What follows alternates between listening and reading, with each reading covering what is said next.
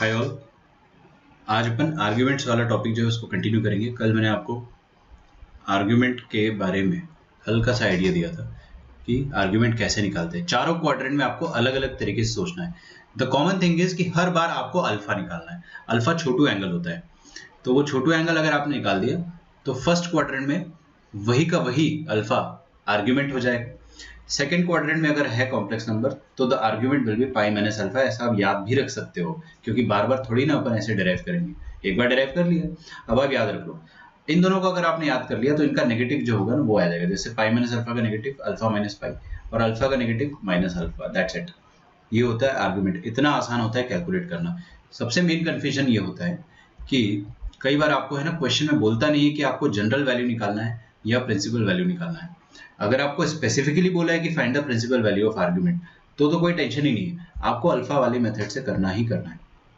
This is the method to find principal value. Principal value मतलब इस method से आपका आर्ग्यूमेंट जो है वो माइनस पाई से पाई के बीच में आएगा हर बार। लेकिन अगर आपको क्वेश्चन में बोलता ही नहीं है, सिर्फ बोल दिया कि आर्ग्यूमेंट निकालिए, बोल दिया कि आर्ग्यूमेंट ही निकालो, तो आपका टेंशन नहीं है। वो क्वेश्चन वाले की गलती है कि उसने स्पेसिफाई नहीं करा है कि जनरल वैल्यू ऑफ आर्ग्यूमेंट निकालना है या प्रिंसिपल निकालना है। तो अगर उसने स्पेसिफाई नहीं करा तो आप आंख बंद करके प्रिंसिपल निकालिए, कोई टेंशन नहीं है। ठीक है, तो वो उसकी गलती है, आप प्रिंसिपल निकालिए। और अगर उसने एम्पलीट्यूड बोल दिया तो फिर तो कोई टेंशन ही नहीं है। एम्पलीट्यूड का मतलब ही प्रिंसिपल वैल्यू होता है। तो कई बार एम्पलीट्यूड बोल देता है, तो आपको उस चीज़ को ध्यान रखना है।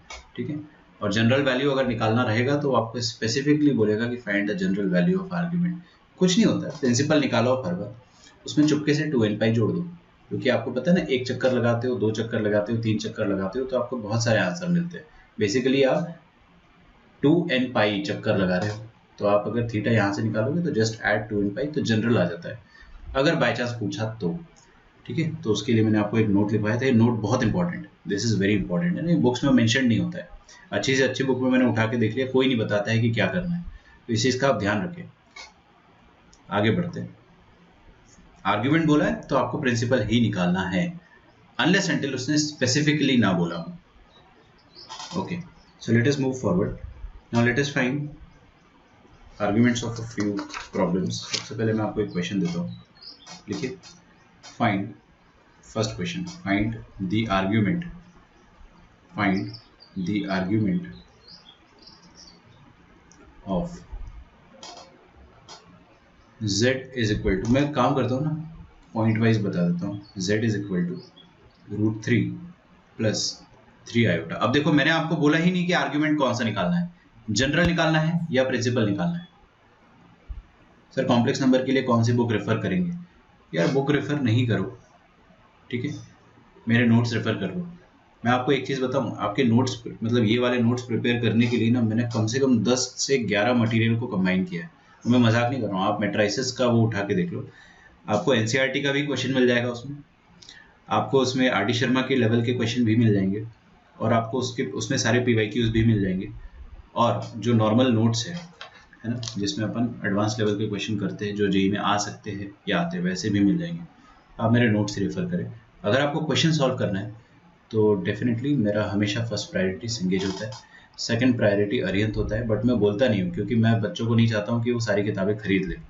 पहली बात तो फाइनेंशियल बर्डन, और दूसरी बात साइकोलॉजिकल बर्डन। जितनी किताबें खरीदोगे उतना आपके दिमाग में प्रेशर आएगा कि भाई किताब सारी तो सॉल्व नहीं कर पाओगे, है ना, तो सारी सॉल्व नहीं कर पाओगे, इसलिए एक ही खरीदो। अगर आपने सिंगेज खरीद रखी तो अच्छी बात है, आप उसको सॉल्व कर सकते हो, लेकिन उसको सॉल्व तब करना जब आपका मॉड्यूल पूरा हो गया और डीपीपीस पूरी हो गई। ठीक है, मैं आपको एक चीज़ बताऊं, आपके मॉड्यूल में ना बहुत सारे ऐसे क्वेश्चन है जो आपको ऑलरेडी सिंगेज में मिलेंगे, आपने देखा भी होगा, चीज़ नोटिस करी होगी। तो module is more than enough. और अगर डीपीपीस भी देखा होगा ना, तो उसमें भी आपको बहुत सारे क्वेश्चन ऐसे मिल जाएंगे जो सिंगेज अरिहंत में आपको मिलेंगे। तो आपको मैं जो डीपीपीस दे रहा हूँ वो एक बहुत अच्छा डाइल्यूटेड फॉर्म है। सारी की सारी डीपीपीस खुद से पर्सनली बनाई गई है, ठीक है, लेक्चर वाइज। उसमें आपको टेंशन लेना ही नहीं, मैंने हर टॉपिक के हिसाब से खुद ही क्वेश्चन डाल रखे हैं उसमें। ठीक है, तो मॉड्यूल करो, डीपीपी करो। अगर इतना हो जाता है उसके बाद आप अगला बुक अगर करना चाहते हो कि बहुत समय है सर, तो आप ज़रूर सिंगेज करें, और सिंगेज में भी बस सिंगल करेक्ट कर लो बस। क्योंकि मैं आपको एकदम ओपनली बता रहा हूँ, एकदम ओपनली, पूरा का पूरा चैप्टर आपसे कोई भी किताब का कभी सॉल्व नहीं होगा। इसको आप दिमाग में डाल दो। अगर आपने कोई किताब खरीदी है तो you are never going to solve 100% of that book, never, impossible है कि आप सॉल्व कर पाओ। तो इसका मतलब क्या है कि ये चीज़ आपको पता होनी चाहिए। ये चीज़ मेरे को बहुत देर बाद पता चली थी। तो आप है ना उसका मेन पार्ट जो है single correct, just solve that. फिर अपन जब रिवीजन करेंगे ना अगले साल, तो उस समय अपन more than one correct solve कर लेंगे, क्योंकि यार जो सिंगल करेक्ट में लॉजिक है, जो आइडिया है, वो इंपॉर्टेंट है ना। वही आइडिया यहाँ पे भी लगेगा, बस ऑप्शंस ज़्यादा आ जाएंगे। बात समझ में आ रही है आप लोग? तो किताबों पे ज़्यादा फोकस ना करें। मॉड्यूल जो है आपके वो बहुत इंपॉर्टेंट है। मॉड्यूल में बहुत अच्छे अच्छे क्वेश्चन है, बहुत प्यारे क्वेश्चन है, ठीक है। चलिए, तो ये वाली जो आर्ग्यूमेंट निकालने का जो तरीका है, आर्ग्यूमेंट निकालना है मतलब आपको प्रिंसिपल निकालना है। If nothing has been said then you have to solve principal argument.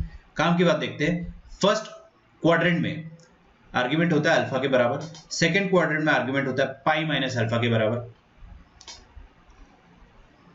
Third quadrant में आर्ग्यूमेंट होता है अल्फा माइनस पाई के बराबर, मतलब इसी का नेगेटिव कर दो, और फोर्थ में इसका नेगेटिव कर दो माइनस अल्फा के बराबर, है ना। आई होप आपने ये निकाल लिया होगा हर किसी ने। It is very easy. सबसे पहली बात तो आपको क्वाड्रेंट डिसाइड करना चाहिए। तो बच्चों की तरह यहाँ पे लिखेंगे अपन फर्स्ट क्वाड्रेंट। मैं आपको पहले ही बता दे रहा हूँ, आर्ग्यूमेंट निकालने में अच्छे अच्छे लोगों की हवा निकल जाती है। हर बार मैंने देखा है कि हर बैच में बच्चे गलत करते हैं आर्ग्यूमेंट, इतना समझाने के बाद भी। तो अभी तो मैं आपको इजी क्वेश्चन दे रहा हूँ, है ना। आपसे अगर गलती नहीं हो रही, इसका मतलब आपके दिमाग में कंसेप्ट एकदम सही तरीके से बैठा है। गलती हो रही है, इसका मतलब आपको समझ में नहीं आया, ठीक है। देखते हैं, अभी पहली बार में तो सबका आंसर सही आ रहा है। पहली बात तो फर्स्ट क्वाड्रेंट है, पॉइंट इसके करस्पॉन्डिंग जो पॉइंट आएगा वो क्या आएगा, √3, 3। तो आप क्या करो, जस्ट प्लॉट कर दो इसको। मैं अच्छे से ड्रॉ कर देता हूँ, पहले थोड़ा धीरे धीरे समझाऊंगा, फिर बहुत फास्ट करेंगे अपन। तो √3, -3 यहाँ कहीं आएगा, है ना। ये √3, +3 आएगा। अगर आप ये छोटू एंगल बनाओगे अल्फा, सबसे पहले अल्फा निकालेंगे, सारी दुनिया बाहर में गई, अल्फा निकाला जाएगा। मेरे को बताइए कि ये वाला डिस्टेंस क्या आएगा। This will be definitely 3 and this will B √3। समझ में आता है अपने को ये वाली बात।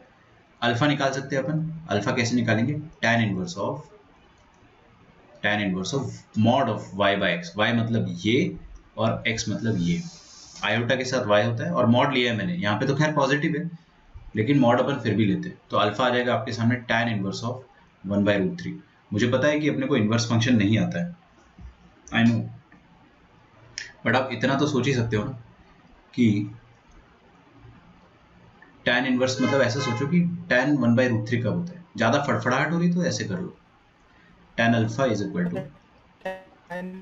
सर वो √3 होगा। हाँ tan इनवर्स √3 होगा, ठीक है, सही बात है, tan इनवर्स ऑफ √3 होगा।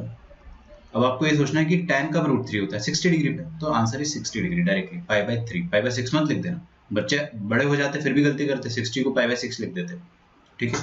तो इसको π/3 लिखेंगे। मेरे से भी कई बार गलती होती थी ये वाली, है ना। तो अल्फा आ जाएगा आपके पास 60 डिग्री। नाउ फर्स्ट क्वाड्रेंट में एंगल होता है, जो अल्फा है वही आर्ग्यूमेंट है, खत्म। तो आर्ग्यूमेंट ऑफ z, है ना, sorry, argument of z is equal to alpha itself, that is π/3, 60 degree. Easy, कोई दिक्कत नहीं, धीरे से अपन आगे बढ़ते हैं। अब मैं आपको क्वेश्चन देता हूँ next. z is equal to 1 -1 plus √3 iota, ठीक है। थोड़ा सा चेंज कर दिया है, देखते हैं, सॉल्व करते हैं। आप सबसे पहले मुझे बताएंगे क्वाड्रेंट। जैसे ही आपने क्वाड्रेंट बताया उसके बाद आपका आंसर आ जाएगा। सबसे पहले देखेंगे क्वाड्रेंट, पॉइंट बताओ, पॉइंट क्या है, -1, √3। ये पॉइंट कौन से क्वाड्रेंट में आता है, सेकंड क्वाड्रेंट में। x नेगेटिव है ना, x नेगेटिव और y पॉजिटिव, तो सेकंड क्वाड्रेंट। तो this is second quadrant. Alpha निकालेंगे, ठीक है, अल्फा निकालेंगे अपन। तो पहले फोटो बना दी जाए, हर बार फोटो बनाएंगे।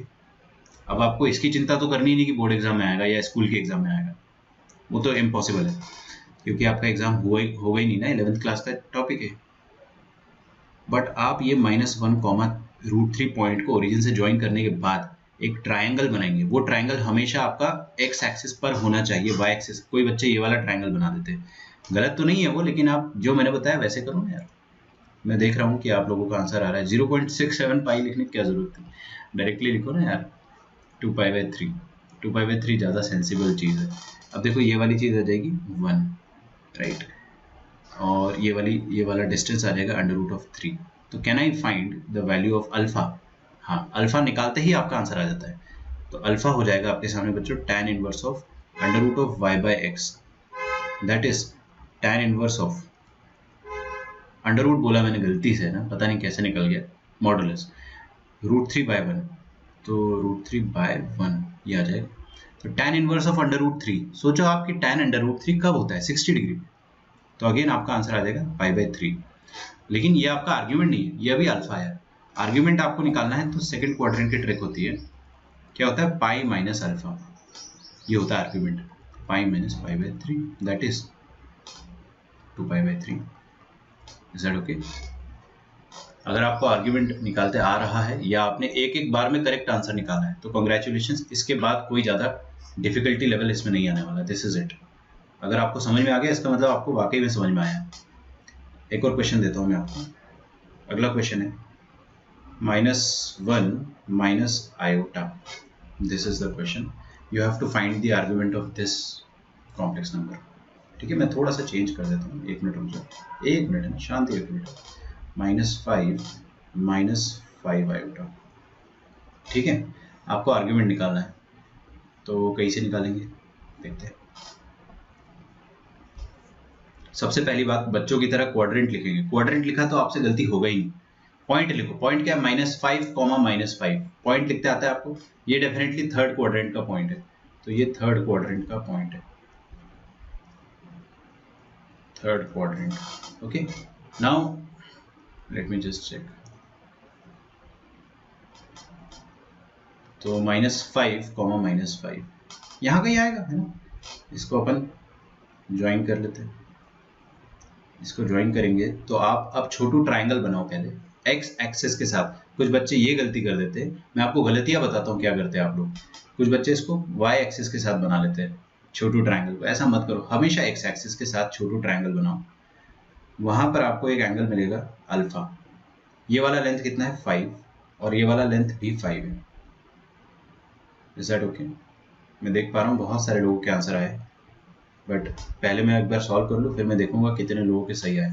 Answer should be 135 negative, -3π/4 should be answer. Orally कर सकते हो आप, -3/4, 3π/4। अगर आपका आंसर आ रहा है तो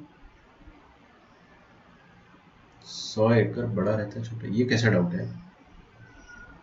100 एकड़ किससे बड़ा है डिपेंड करता है ना। हाँ जी, तो अल्फा निकालो आप पहले, क्या आएगा tan inverse of mod y/x। तो alpha will be tan inverse of 5/5 का मॉड। Is that okay? तो आ जाएगा tan इनवर्स ऑफ 1। बताइए tan 1 कब होता है? 45 डिग्री पर, तो ये आ जाएगा 45 डिग्री। बराबर है, कोई चिंता की बात नहीं है। 45 डिग्री अभी अल्फा है, तो आर्ग्यूमेंट ऑफ z निकालना है। आर्ग्यूमेंट ऑफ z निकालेंगे तो कैसे निकालेंगे? डायरेक्टली आपको पता है थर्ड क्वाड्रेंट में क्या होता है, अल्फा माइनस पाई होता है। ये तो मैंने आपको ट्रिक बताई थी, अल्फा माइनस पाई, ये याद रखो बस, है ना। बार बार डिराइव ना करना पड़े। आप चाहे तो स्क्रैच से कर सकते हो, कि आपको अगर नहीं याद करना है सर, कि नहीं सर आप तो बताए थे कि उल्टा मेजर कर लो, तो ये 45 है तो ये 135 होगा, नेगेटिव लिख देंगे, ऐसे भी सोच सकते हो। ठीक है, तो ये आपका एक्चुअल में ये थीटा है विच इज -135 डिग्रीज। आप ऐसे सोच लो, या फिर डायरेक्टली पाई माइनस अल्फा या अल्फा माइनस पाई से करें, तो π/4 माइनस पाई, तो आ जाएगा -3π/4। ठीक है, मुबारक हो अगर आपका आंसर एक बार में सही आया है तो। ठीक है, मैं देख रहा हूँ कि हर किसी का आंसर सही आया है।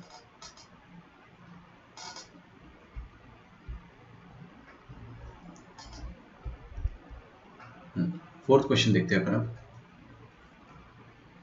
z इज इक्वल टू 3 नहीं दे, 3 बहुत दे दिया मैंने, 4 माइनस 4√3 आयोटा। ठीक है, मैच हो रहा है ना आपका। आर्ग्यूमेंट अगर सही आ रहा है तो इसका मतलब आपको आ गया। अच्छा, अपन हर बार प्रिंसिपल आर्ग्यूमेंट निकाल रहे हैं, क्यों? क्योंकि क्वेश्चन में कुछ बोला नहीं है, कुछ भी बोला नहीं है क्वेश्चन में, तो आप प्रिंसिपल आर्ग्यूमेंट निकाल रहे हो। इसको ही अपन एम्पलीट्यूड कहते हैं। बेटा इधर देखो हर कोई, मैं क्यों बता रहा हूँ बच्चों को इसमें गलतियां क्यों होती है, क्योंकि बच्चों को पता ही नहीं होता है कि जनरल क्या होता है, प्रिंसिपल क्या होता है, एम्पलीट्यूड क्या होता है। एकदम पूरा खिचड़ी बन जाता है दिमाग में। यही वैल्यू को आप एम्पलीट्यूड भी कह सकते हो। This is nothing but amplitude of z। क्योंकि एम्पलीट्यूड का मतलब भी प्रिंसिपल ही होता है, तो आपको एम्पलीट्यूड बहुत बार दिखेगा मार्केट में, डरना नहीं उस चीज से, यही एम्पलीट्यूड है, सारे के सारे एम्पलीट्यूड ही है, ठीक है। तो एम्प जेड दिख जाए तो आपको डरना नहीं है, this is the argument itself. चलिए तो ये वाला क्वेश्चन देखते हैं अपन, इसका आंसर आप ओरली निकाल सकते हो अगर आप पेन नहीं उठाओगे। फोर्थ क्वाड्रेंट है, अल्फा निकालोगे तो y बाय एक्स मतलब √3/1 मतलब tan इनवर्स √3, 60 डिग्री का नेगेटिव -π/3, खत्म है ना। लेकिन अगर आपको अच्छे से तमीज से सॉल्व करना है एज अ बिगिनर तो अपन क्या करेंगे, will just try to write, यहाँ पे फोर्थ क्वाड्रेंट आएगा बिकॉज द पॉइंट इज 4, -4√3।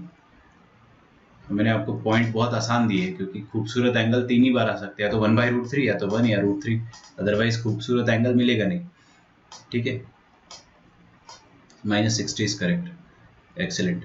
तो अपन क्या करेंगे, पॉइंट को प्लॉट करेंगे 4, -4√3, फिर इसको ज्वाइन करेंगे ओरिजिन से और छोटू ट्रायंगल ऐसे बनेगा, ये हो जाएगा आपका अल्फा। अगर आपको अब अल्फा निकालना है तो आप क्या करोगे, alpha is nothing but tan inverse of y/x -4√3 by, मतलब सॉरी माइनस वैसे लिखना नहीं था बट चलो मॉड लगाया तो इसलिए कुछ फर्क नहीं पड़ता है। कायदे से तो मैं हमेशा डिस्टेंस ही लिखता हूँ, मेरे को मेरे टीचर ने बोला कोई फॉर्मूला याद मत रखो, जस्ट डिस्टेंस निकाल के अल्फा निकाल लो, इसलिए अपन यहाँ मॉड लगा देते हैं ताकि गलती से आपने माइनस प्लस लगा दिया तो आपसे गलती ना हो, गलती से भी गलती ना हो। तो this will be tan inverse of √3 which is 60 degree, that is π/3। तो अभी अपना आंसर ये नहीं है, आर्ग्यूमेंट जो होता है दैट इज थीटा, और थीटा होता है यहाँ पे माइनस अल्फा के बराबर लास्ट वाले क्वाड्रेंट में, that is -π/3। This is your final answer. समझ में आ रहा है सबको? तो आपको आर्ग्यूमेंट निकालते आगे हर किसी को। अब अगर मैं आपके लिए क्वेश्चन बदल देता हूँ, अगर मैं आपको बोल देता हूँ कि find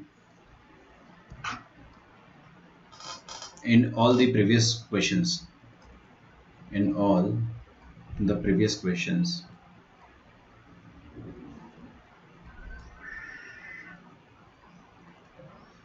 find the general value of argument, find the general value of argument। तो अब आपको जनरल वैल्यू निकालना है ना, तो सुन लो पहले अच्छे से। अगर स्लोप मेथड से किया तो भी चलेगा क्या, स्लोप मेथड से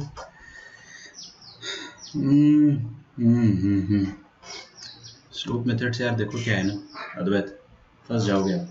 स्लोप अपन हमेशा पॉजिटिव एक्स एक्सिस से एंटी क्लॉकवाइज डायरेक्शन में करते हैं, मतलब ऐसे। तो इस केस में आपका ना ये रिफ्लेक्स एंगल आ जाएगा, जिसको अपन कहेंगे 315 डिग्री।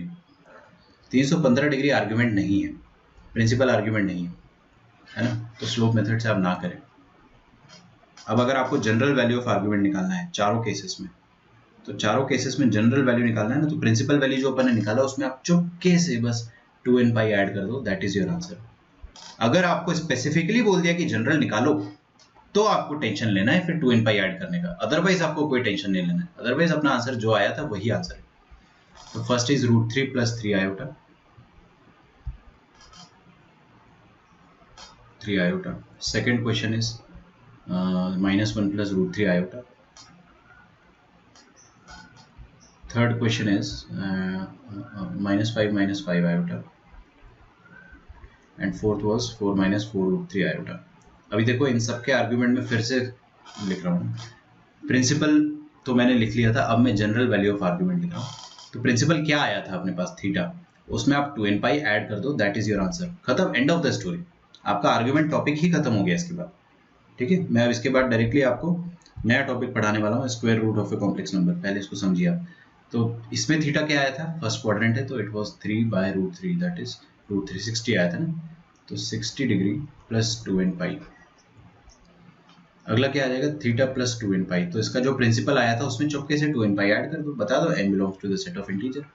तो आपको क्या वो बहुत सारे आंसर्स दे देगा फिर, कि आप पूरा 360 का चक्कर लगाया फिर 720 का चक्कर लगाया तो आपको भिन्न भिन्न एंगल मिलेंगे। समझ में आ रहा है? √3/1 is -60, I think it was pi -60 है ना, तो पाई -60 इज 120, तो इसका 2π/3 आया था अपने पास। तो 2π/3 जो भी आया उस पर आप 2n पाई ऐड कर दो, आंसर करेक्ट है ना, बिल्कुल चिंता मत करो। ये आपका आंसर आ गया जनरल वैल्यू ऑफ आर्गूमेंट का, n belongs to integer.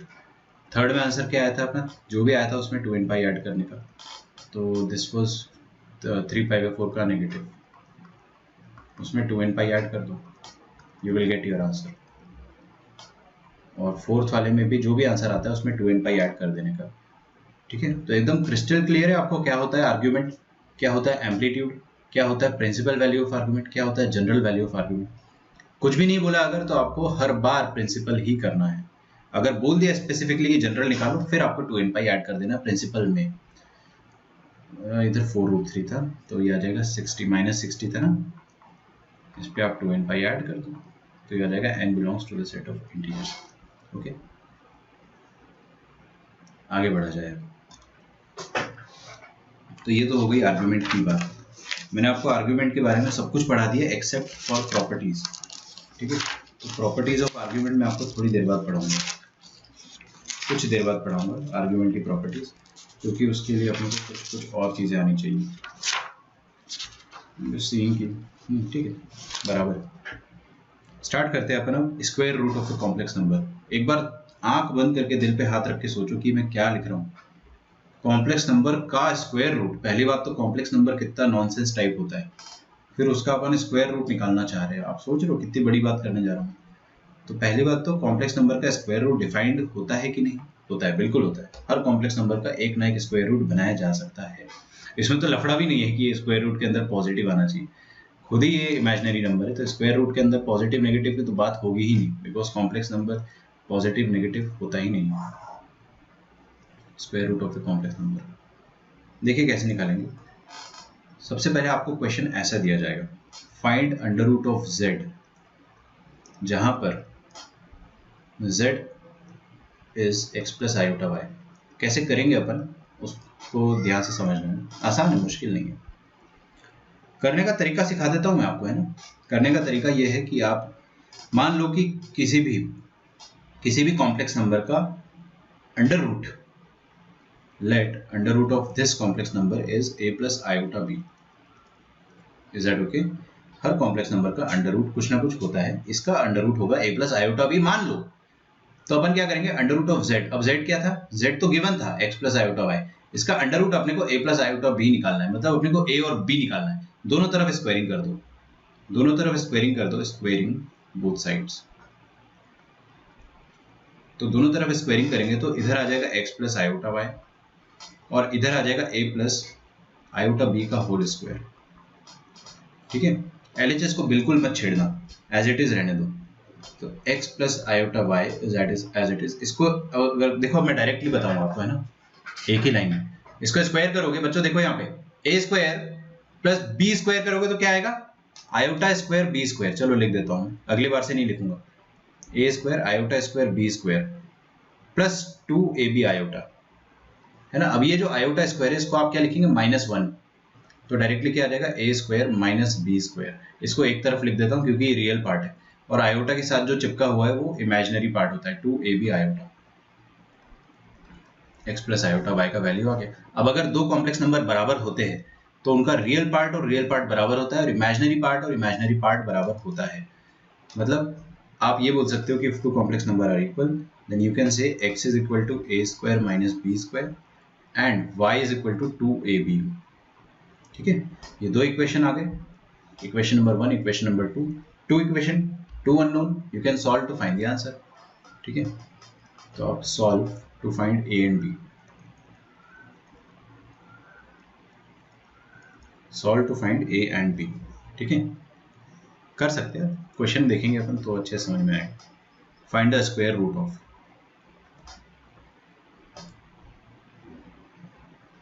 Find the square root of 9 plus 40 iota. ठीक है, मैं आपको चार ऑप्शन दे देता हूँ। पहला ऑप्शन है प्लस माइनस 5 प्लस 4 आयोटा। दूसरा ऑप्शन है प्लस माइनस 5 माइनस 4 आयोटा। तीसरा ऑप्शन है प्लस माइनस 4 प्लस 5 आयोटा। और चौथा ऑप्शन है प्लस माइनस 4 माइनस 5 आयोटा। ठीक है, ये PYQ नहीं है, सॉल्व करो sir, Find the square root of this complex number.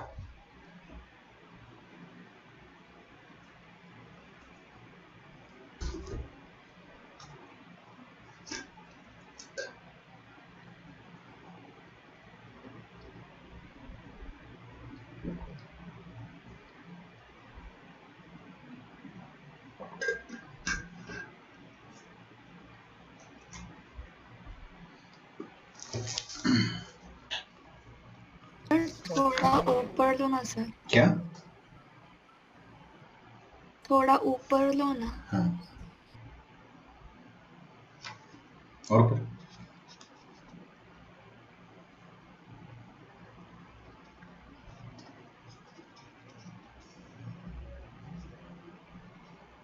किसी का तो आंसर आया है।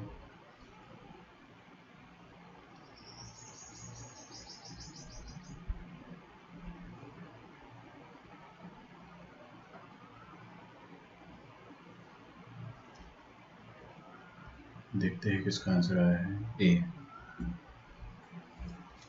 गुड। अपना हाँ मेरा भी ए है। ठीक है, करे सॉल्व।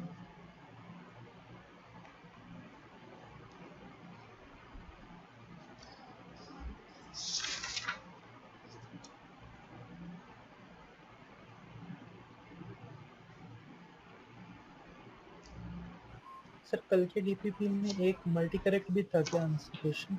हाँ शायद उसमें बोथ। क्वेश्चन नंबर 8 था शायद। हाँ शायद उसके आंसर मैंने आपको दिए नहीं है, डीपीपी के आंसर मैं आपको दे दूंगा ना, बट शायद मल्टी करेक्ट था, मेरे को याद है। देखते find the square sir root of 3 और 1 और -3 और -1 आया उसमें। 8th वाले का ना। हाँ वही। ठीक है, देख लेंगे, not a big deal, check कर लेंगे अपन। तो square root of this complex number, ये कॉम्प्लेक्स नंबर पहले आप मान लो कि 90 + 40 आयोटा है, इसका अंडर रूट निकालना है आपको। इसका अंडर रूट आप a + आयोटा b हमेशा माने, अल्फाबेट आप अपने हिसाब से चूज कर सकते हो, बट a + आयोटा b करो, क्यों शाणा बनना है। आगे अपन क्या करेंगे, अंडर रूट ऑफ 90 + 40 आयोटा निकालना है हमको, इसको a + आयोटा b माना है। खटाक से लिखने का, LHS में आएगा 90 + 40 आयोटा, RHS में क्या आएगा a² plus iota square b² मतलब -p² प्लस 2ab आयोटा। ठीक है, रटना नहीं है बिल्कुल, है ना, बिल्कुल ना रटे आप इसको। मैं देख रहा हूँ काफ़ी बच्चों का आया answer, A is correct. Okay, definitely it is correct. तो अपन क्या करेंगे, 9 = a² - b² and 40 = 2 times ab, बस ये सॉल्व करना है। मतलब ab = 20 मान लो, सही बात है ना यार, ये 2 2 कटेगा, 2 और 40, तो ab आ जाएगा 20 के बराबर। तो दो नंबर्स का प्रोडक्ट 20 है और दो नंबर्स का स्क्वायर का डिफरेंस 9 है, तो आप सोच सकते हो क्या आएगा। सोचो, अगर a × b 20 है और a² - b² 9 है, तो या तो अच्छे से सॉल्व कर लो या तो ऐसे ही सोच लो कि 5 और 4 होगा क्लियरली, है ना, क्योंकि 16² - 25 - 16 ये 9 होता है। तो आप ऐसे मतलब ओरली भी सोच सकते हो। ठीक है, कई बार क्या होता है कि बच्चे ऑप्शन से देखते हैं, तो ऑप्शन भी हम लोग ज़्यादा कई बार कंफ्यूजिंग बनाते हैं। जैसे 5 और 4 आप चमक जाएगा आपको, बट प्लस माइनस की गलती होगी, समझते हैं इस चीज़ को। आप यहाँ पे ऐसा लिख सकते हो कि क्लियरली a = आइदर -5 और a = +5, फर्क नहीं पड़ेगा क्योंकि दोनों ही केस में मैं पहले लिख देता हूँ, b का वैल्यू या तो -4 आएगा या तो +4 आएगा। ठीक है, अब आपको ये देखना है कि कौन सा अपन इसमें पेयरिंग लेंगे। अब देखो a और b का प्रोडक्ट बच्चों क्या है, 20 + 20 है, मतलब a और b should be of same sign. यहाँ पे लिख लो a एंड b का जो प्रोडक्ट है वो पॉजिटिव है, तो a and b must be of same side, must be of same sign. ठीक है, तो मेरे हिसाब से क्या होना चाहिए, आपका पहला आंसर जो अंडर रूट होना चाहिए z का, that should be same sign of a, मतलब a और b दोनों को या तो दोनों नेगेटिव ले लो या दोनों पॉजिटिव। तो a दोनों नेगेटिव ले लिया, -5 प्लस आयोटा टाइम्स -4, ठीक है, -4 iota which will become -5 + 4 iota. Is that okay? पहला अंडर रूट ये आएगा। दोनों को आप पॉजिटिव भी ले सकते हो, तो दोनों को पॉजिटिव लेंगे तो यहाँ पे +5 +4 पुट करेंगे तो 5 प्लस आयोटा टाइम्स 4, ये आपका आंसर आ जाएगा 5 + 4 आयोटा, या तो 5 + 4 आयोटा या 5 + 4 आयोटा का negative, which would mean answer A. ठीक है, बहुत सिंपल होता है अंडर रूट निकालना, नॉट एट ऑल डिफिकल्ट। एक और क्वेश्चन करते हैं, थोड़ा सा डिफिकल्ट देता हूँ मैं आपको क्वेश्चन, देखते हैं आपका आंसर आता है क्या। बट अगर ऑप्शन नहीं दिए होंगे तो फिर कैसे करेंगे? ऑप्शन देगा ना यार, अपन जेई का एग्जाम दे रहे, ऑप्शन नहीं दिया तो फिर आपको अच्छा हाँ, बोर्ड्स में तो नहीं। बोर्ड्स में तो नहीं आएगा आपको अभी फिलहाल। अगर आ भी जाता तो भी आप बताते कि हाँ देयर आर 2 अंडर रूट्स, जैसे अपन बचपन में भी पढ़ते थे कि एक नंबर के 2 अंडर रूट अपन निकाल सकते, बट खैर वो तो दूसरा, वो थेरी अलग थी, मैं उसको मैच नहीं करना चाह रहा हूँ यहाँ पे। z square is z square plus 2 times 1 plus 2 iota into z minus 11 plus 2 iota is equal to 0. Find z in the form of a plus iota b. ठीक है, in the form of a plus iota b. Okay, options मतलब क्या है कि ये जो z है उसको आपको a प्लस आयोटा b के फॉर्म में फाइंड करना है, वो आपका टेंशन है कैसे करोगे। क्वेश्चन वाले ने तो लिख दिया भाई 2 प्लस आयोटा। अच्छा, आपका लेक्चर डिस्कनेक्ट होगा, तुरंत आप रीज्वाइन करें, ठीक है, rejoin fast. Okay, C D option ये है। देखिए, सबसे पहली बात तो आपको ये रियलाइज होना चाहिए कि बॉक्स के अंदर जो है वो एक क्वाड्रेटिक इक्वेशन लिखा है कॉम्प्लेक्स नंबर z में, ये एक क्वाड्रेटिक इक्वेशन है z में। आप यहाँ पे z की जगह अगर x को इमेजिन करोगे तो यू कैन सी कि ये ax² plus bx plus c type का इक्वेशन है। मैंने आपको पहले ही बताया कि कॉम्प्लेक्स नंबर में भी क्वाड्रेटिक फॉर्मूला वैलिड होता है ना। कॉम्प्लेक्स इक्वेशंस में या कॉम्प्लेक्स नंबर्स में आप पूरा वो श्रीधराचार्य मेथड जो है वो लगा सकते हो। तो आप श्रीधराचार्य मेथड यहाँ पे लगाएंगे तो आप डायरेक्टली z का वैल्यू क्या फाइंड करेंगे, -b,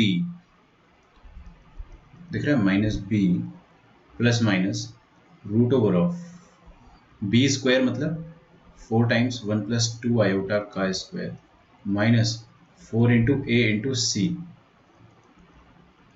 चेक कर लो, डिवाइडेड बाय 2a मतलब 2, सिंपल एज दैट। समझ में आ रहा है आपको? तो यहाँ ना फिर से अंडर रूट का कंसेप्ट आपको लगाना पड़ेगा।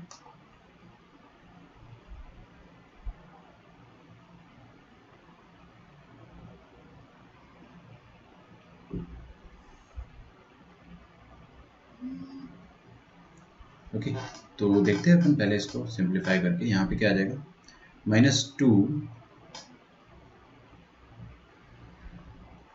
इंटू 1 प्लस 2 आयोटा, ठीक है बच्चों, प्लस माइनस, ये देखिए ये अंडर रूट जो है इसको अपन पूरा पहले सिंप्लीफाई कर देते। खोलो इसको, 4 टाइम्स 1 प्लस 2 आयोटा स्क्वायर, थोड़ा फास्ट करेंगे ना यार। देखो a स्क्वायर मतलब 1, b स्क्वायर मतलब -4 आएगा, सोच के देखो, आयोटा स्क्वायर -1 आएगा, तो क्या मैं डायरेक्टली -3 लिख दूं, प्लस 2ab तो 4 आयोटा, ठीक है। और यहाँ पे आ जाएगा 11 इंटू 4 44 प्लस 4 दूनी 8, 4 दूनी 8। 44 को मराठी में क्या बोलते हैं, चौवेचाई।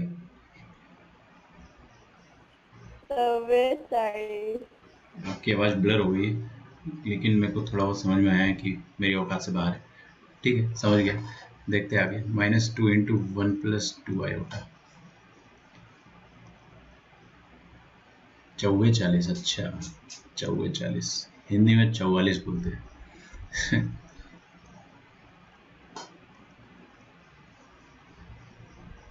देखो भाई क्या आ जाएगा यहाँ पे, 4 तिया -12 और 4 चौवे 16, -12 और 4 into 4 16 iota plus 44 plus 8 iota, whole thing divided by 2। तो z आ जाएगा अपने पास -2 into 1 plus 2 iota, 16 iota plus 8 iota, that should be 24 iota, and 44 minus 12 ये हो जाएगा 32। आ रही है बात समझ में आपको, this will B 32, 24 iota plus 32, है ना, और नीचे आ जाएगा 2।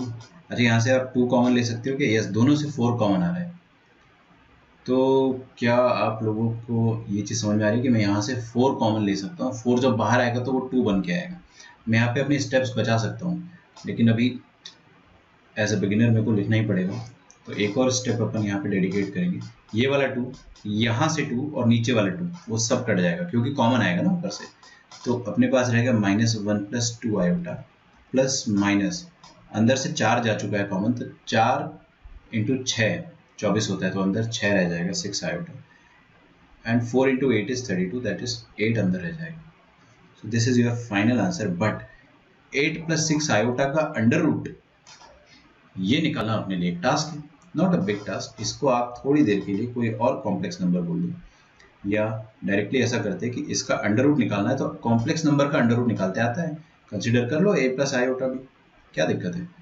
दोनों तरफ स्क्वायरिंग करेंगे तो 8 + 6 iota, this is equal to a² - b² into 2ab iota. Is that okay? तो सर ये वाला स्टेप ही नहीं हो रहा है, क्या ये वाला स्टेप नहीं हो रहा है मेरे से, देखते हैं ना यार, कैलकुलेशन में गड़बड़ हो रहा है। a × b 3 के बराबर है और a² - b² 8 के बराबर। ऑप्शन दिखा दो ना, क्या ऑप्शन दिखा दो ना। ऑप्शन देखो,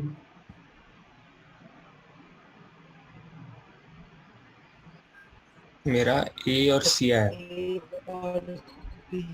सही है ना? ठीक है, दो आंसर हो सकते हैं, शायद ही मोर देन वन करेक्ट है। Even I am not aware of it कि 2 आंसर है या एक है, मैं चेक कर लूंगा ना।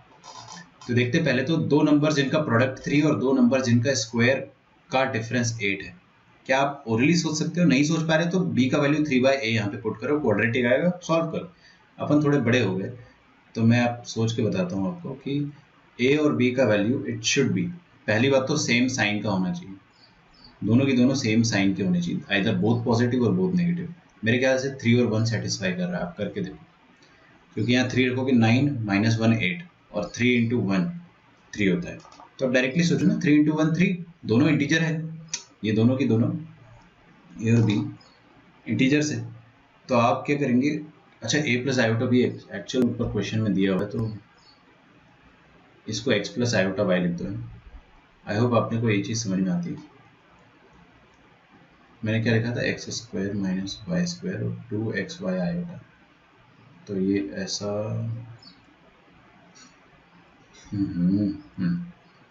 x × y x² - y², not a big deal. तो एक्स वाई का वैल्यू अपने पास यहाँ से आ जाएगा 3 और 1, या फिर -3 और -1, दोनों नेगेटिव या दोनों पॉजिटिव। ऐसा मत कर देना कि एक पॉजिटिव एक नेगेटिव, उसमें ये इक्वेशन तो सेटिस्फाई हो जाएगी बट ये गलत हो जाएगी। आंसर आपका नेगेटिव आ जाएगा x × y का। नाउ अब अपने को पता चल गया x का वैल्यू, तो x + आयोटा y के 2 आंसर आ सकते हैं। पहला आंसर आ सकता है या तो 3 + आयोटा × 1, दूसरा आंसर आ सकता है 3 - आयोटा। दोनों आंसर के हिसाब से आपको दो वैल्यूज मिलेगी z की। तो z का पहला value if we go according to 3 + iota, ठीक है, और if we go according to 3 - iota, तो आपको 2 आंसर्स मिलेंगे। Let us try. यहाँ पे लिखा है -1 - 2 आयोटा, दिख रहा है? ओह माय गॉड, क्या आपको समझ में आया कि मैं यहाँ पे क्यों रुक गया हूँ? सर आपने b² - 4ac के बदले b² + 4ac लिख दिया।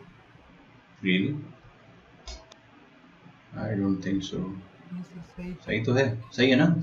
सही है, माइनस सही है, इस वजह से प्लस आएगा। ये माइनस देखते ही अपन प्लस लगा देते हैं, उसमें कोई दिक्कत नहीं है। -1, अब एक बार प्लस, सर वो प्लस माइनस है, 2 केसेस लेने की जरूरत नहीं है। 2 केस लेने की जरूरत नहीं, ऐसा कह रहे हो आप? अपने आप प्लस माइनस से हो ही जाएगा, ठीक है, आपकी बात भी सही है। क्योंकि क्या होगा ना कि मेरे 4 आंसर आने चाहिए, लेकिन 4 में से 2 आंसर आइडेंटिकल होंगे, बट फिर भी एक बार प्लस साइन देते हैं अपन, ठीक है, और एक बार -1 - 2 आयोटा, एक बार माइनस साइन ले लेते हैं। जब आप प्लस साइन लोगे तो आप पहली बार में x ये इसका अंडर रूट रखोगे 3 + आयोटा, 3 + आयोटा लोगे एक बार, और एक बार लोगे आप 3 माइनस आयोटा, नहीं -3 माइनस आयोटा, ठीक है। तो होगा क्या कि थोड़ा सा कंफ्यूजन ज़रूर होगा, लेकिन इतनी भी बड़ी बात नहीं है। अब देखो आप ध्यान से, पहली बार में मैंने प्लस साइन लिया और ये अंडर रूट के 2 वैल्यू है, तो प्लस साइन के साथ 2 वैल्यू है ना, ये प्लस साइन के साथ 2 वैल्यू ले लिए और एक बार माइनस साइन के साथ 2 वैल्यू, उससे अपने 2 आंसर आइडेंटिकल आएंगे, ठीक है। तो फाइनल आंसर अपने पास जो आएगा दैट विल बी 3 माइनस 1 2 और माइनस आयोटा 2 माइनस आयोटा, और यहाँ से आ जाएगा -4 -3 आयोटा। सोच कर देखो, है ना। मैं आपको एक मज़े की बात बताता हूँ कि यहाँ से भी आपको वही 2 आंसर्स मिलेंगे। ये आपको फील आ जाना चाहिए, बट आपको अगर फील नहीं आ रही तो आप करके देख सकते हो एकदम मजदूरों की तरह। एक बार प्लस साइन ले लो और एक बार माइनस साइन ले लो। प्लस साइन लिया, एक बार माइनस साइन लिया। प्लस साइन के साथ आप पहला वाला अंडर रूट डालो, माइनस साइन के साथ दूसरा अंडर रूट डालो, तो -3 माइनस आयोटा, ठीक है। करके देख लो, 3 minus 1 2 minus iota, A and C is correct, and -3, एक मिनट यार मेरे को सॉल्व तो करने दो, माइनस आयोटा -1, अरे बाप रे, रुको अभी, बहुत कमेंट कर रहे हो आप लोग। -3 minus minus plus 4 minus 1 is 3, एक आंसर ये आ रहा है अपने पास प्लस साइन के साथ। इनफैक्ट मेरे से कुछ गलती हो गई है, क्योंकि मेरे को पता है ये आंसर नहीं आना चाहिए, है ना। सर वो -3 नहीं होगा यहाँ पे, हाँ सर वही, क्योंकि बाहर एक माइनस लिया हुआ है। बाहर एक माइनस लिया हुआ है, तो ये क्या आना चाहिए, सिंपली +3 आना चाहिए। नहीं यार, माइनस मैंने क्या करा है, एक बार प्लस साइन के साथ सॉल्व करा है, तो दोनों बार प्लस साइन के साथ यही आंसर आ रहा है और दोनों बार माइनस साइन के साथ। अच्छा, I don't know, I am bit confused. -1 -2 iota, और खैर आंसर तो मेरा आ गया है। मेरे अगर एग्जाम में कर रहा हूँ तो मैं तो टिक करके आगे बढ़ूंगा, -2 ये वाला और ये वाला, ए करेक्ट। बट ना एक और चीज़ जो मेरे दिमाग में आ रही है कि विथ नेगेटिव साइन अगर आप लोगे, तो मैंने एक बार ये वाला लिया है, अच्छा वही तो गलती हो गई। एक बार माइनस साइन लिया आपने, दोनों तरफ उधर प्लस लिया था, दोनों तरफ माइनस लिया, ठीक है। वहाँ पे अपन ने दोनों बार प्लस लिया था। एक्चुअल में क्या हो गया ना कि थोड़ा सा मैं ही कंफ्यूज हो गया हूँ कि मैंने जो चीज़ लिखी है वो ऐसे नहीं करनी चाहिए थी। 3 प्लस आयोटा लिया है, तो 3 प्लस आयोटा यहाँ पर लेना चाहिए था दोनों बार, एक बार प्लस के साथ एक बार माइनस के साथ, ठीक है। तो 3 प्लस आयोटा माइनस के साथ ले लिया यहाँ पे, एक बार प्लस के साथ ले लिया, तो प्लस के साथ तो आंसर आ गया और माइनस के साथ आंसर आ जाएगा -3 -1 -4 एंड -1, तो -4 -1 आयोटा, ओके, -3 आयोटा, सॉरी। और सेम आंसर यहाँ से भी आएगा, तो 3 -1 -4 -3 iota and 2 minus iota, yes, ठीक है। खैर वो पॉइंट नहीं है, कंफ्यूजन होता है, कंफ्यूजन हो भी इसलिए रहा है क्योंकि मोर देन वन करेक्ट है। आगे बढ़ते हैं, अब अपन काम की चीज पढ़ेंगे, conjugate of a complex number, conjugate of a complex number,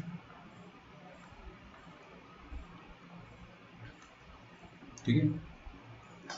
तो कोई भी कॉम्प्लेक्स नंबर का कॉन्जुगेट निकालना है, पहली बात तो समझना है अपने को कॉन्जुगेट क्या होता है, फिर क्वेश्चन सॉल्व करना है उसके अपने, ठीक है। अच्छा एक मिनट, मैंने आपको मॉडुलस पढ़ाया था ना, हाँ, लेकिन अपन ने मॉडुलस के बारे में अभी बहुत डिटेल में नहीं पढ़ा है, सीधे अपन कॉम्प्लेक्स कॉन्जुगेट पढ़ रहे हैं। It's very easy actually. देखिए कॉम्प्लेक्स कॉन्जुगेट का मतलब क्या होता है, कॉन्जुगेट बोलो या कॉम्प्लेक्स कॉन्जुगेट बोलो एक ही बात है। किसी भी कॉम्प्लेक्स नंबर को अपन x प्लस आयोटा y से डिनोट कर सकते हैं, और उसका कॉन्जुगेट निकालना है अगर आपको, तो आप क्या करो, जो आयोटा वाला पार्ट है ना उसका साइन चेंज कर दो। जैसे यहाँ पर आयोटा वाले पार्ट के पहले प्लस लगा हुआ है, तो आप यहाँ पे माइनस लगा दो, आपका कॉन्जुगेट आ गया, दैट्स इट। लेकिन कॉन्जुगेट को अपन z बार से डिनोट करते, ठीक है। तो ये खत्म हो गया, कॉन्जुगेट चालू होते ही खत्म हो गया। अब इसका ज्योमेट्रिकल मतलब क्या होता है ना, इसका ज्योमेट्रिकल इंटरप्रिटेशन क्या होता है? कोई मुझे बताएगा geometrically what would it mean? सोचकर, ज्योमेट्रिकल इंटरप्रिटेशन आप सोच सकते हो, इस कारण पूछा मैंने। कॉम्प्लेक्स नंबर को रियल नंबर में कन्वर्ट करना। ज्योमेट्रिकल मतलब आप अगर इसका फोटो बनाओगे तो कैसा दिखेगा? देखते हैं ना, समझते हैं। मान लो हमारे पास एक कॉम्प्लेक्स नंबर है, ये चीज़ थोड़ा ध्यान से समझना है ना, अच्छे से, इजी है लेकिन इंपॉर्टेंट है। ये एक कॉम्प्लेक्स नंबर है, z is equal to x plus iota y. आप क्या करो ना, इसका पॉइंट बताइए मुझे, x कॉमा वाई आएगा। मैंने मान लो ये x कॉमा वाई को यहाँ पे प्लॉट कर दिया, ठीक है, z is x comma y. अगला इसका कॉन्जुगेट अगर देखेंगे z बार, तो z बार क्या आएगा, x कॉमा माइनस वाई। अगर आप इसको बनाना चाहोगे ना, तो z कॉमा माइनस वाई आपको यहाँ पर मिलेगा, मतलब इसका ठीक मिरर इमेज है z बार। तो z एंड z बार जो होते हैं कॉम्प्लेक्स नंबर और उसका conjugate, geometrically they mean mirror image of each other, ठीक है। कोई भी कॉम्प्लेक्स नंबर का अगर अपन ने कॉन्जुगेट निकाला है तो इसका मतलब ये होगा कि उस कॉम्प्लेक्स नंबर का जो पॉइंट होगा ना, उसका मिरर इमेज डिनोट करता है z बार, ठीक है, ऐसा। तो z बार मतलब उसका मिरर इमेज हो गया x कॉमा माइनस वाई, ठीक है। तो अगर मैं इस पॉइंट को P बोल देता हूँ और P डिनोट करता है ये, और इसको मैं Q बोल देता हूँ, Q डिनोट करता है z बार, तो P and Q are mirror image of each other. आ रही है बात आपको समझ में? ठीक है, लिख डालो यहाँ तक, और फिर इसको अपन अंग्रेजी में लिखेंगे और थोड़ा सा और आगे ले जाऊंगा मैं इसमें ना। तो सर इसके हेडिंग से एक बार दिखाओ ना, थोड़ा सा पानी पीने गया था। कैसे एकदम क्लास 2 के बच्चों जैसा करोगे? और हाँ देख लो एक बार, ज्योमेट्रिकल इंटरप्रिटेशन अभी मैं इसको अंग्रेजी में लिखूंगा। Conjugate of z is denoted as z bar, है ना, एंड इट रिप्रेजेंट, या फिर and it is obtained by